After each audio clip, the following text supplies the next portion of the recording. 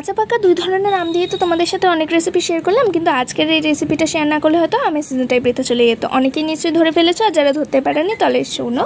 আজকে বানাচ্ছি পাকা আমের আইসক্রিম।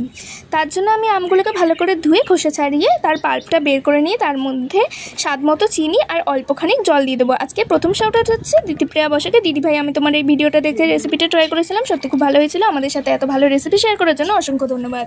এখানে বিট্টু লিখেছে, আমার নামটা নিও প্লিজ। নিয়েছি। আচ্ছা, আমি এই আইসক্রিম বানানোর জন্য নিয়েছি হচ্ছে গিয়ে এইরকম চায়ের কাপ, সাথে তোমাদের ইচ্ছা মতো তোমরা কাঠি ইউজ করতে পারো, যেটা তোমাদের কাছে অ্যাভেলেবেল। তোমরা আমার অনেক ভিডিওতে অনেক ভালোবাসা দিয়েছো, কিন্তু এত ভিউজ থাকা সত্ত্বেও তোমরা কিন্তু লাইক আর কমেন্ট করছো না।